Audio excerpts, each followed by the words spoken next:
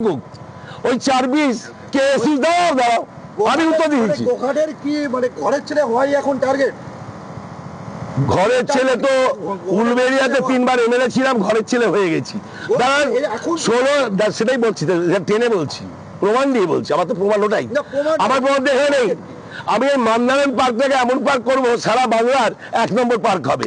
100 গানা হরিণ চড়বে, 5টা হাতি নিয়ে আসবো, 2টো বাচ্চা হাতি নিয়ে আসবো, 5টা জিরাফ নিয়ে আসবো, 5টা জেব্রা নিয়ে আসবো, 6টা ময়ূর নিয়ে আসবো।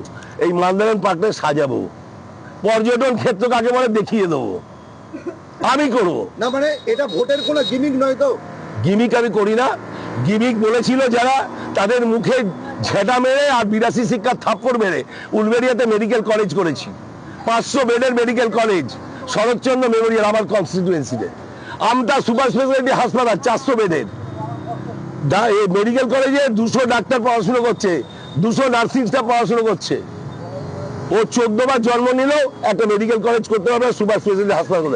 আমি ঘরে ঘরে চাষিদের, যেখানে 200 চাষি থাকবে, যেখানে জল নেই গ্রীষ্মে, খরতাপদগ্ধ মধ্যাহ্নে, আমি সেখানে ডিপ টিউবওয়েল দেবো, আমি সাবমার্সাল দেবো, চাষিদের পাশে দাঁড়াবো।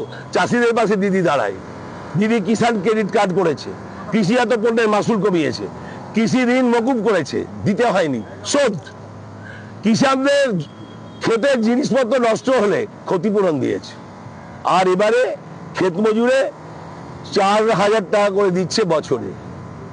আমি ফোরেদের হাতে যাতে কিষাণদের রক্তে ভেজা ঘামে ভেজা চাষগুলো বিকিয়ে দিতে না হয়, ফোরেদের হাতে তামাক না খেতে হয়, তার জন্য সরকার কিনে নেবে, তার ব্যবস্থা নিজে থেকে করব।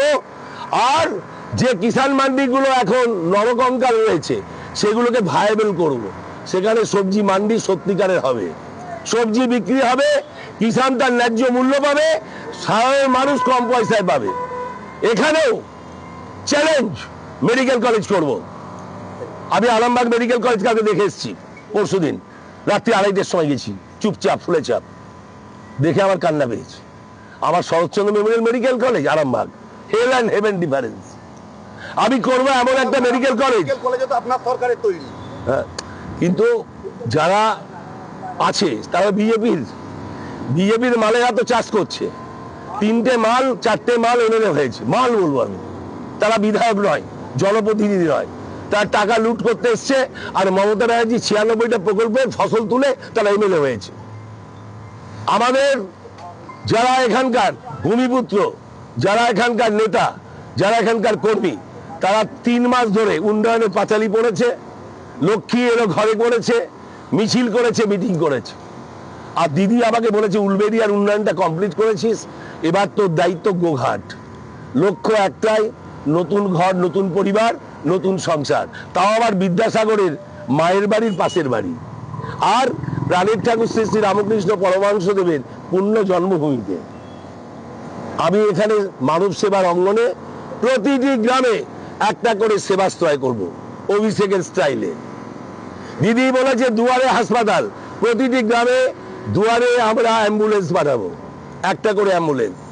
আর যেখানে সবচেয়ে বেশি গণদেবতার সমর্থন পাবো যে অঞ্চলে, সেই অঞ্চলে একটা মিনি হাসপাতাল, মোবাইল মেডিকেল ভ্যান কাম আমাদের সুপার স্পেশালিটি, সেখানে ইনকিউবেটর থাকবে, পালস অক্সিমিটার থাকবে, সিস্টেমিক অ্যানালাইজার থাকবে, ডিফিব্রিলেটর থাকবে, এবং সেখানে সমস্ত রকম চিকিৎসার সঙ্গে সঙ্গে ভেন্টিলেটর থাকবে।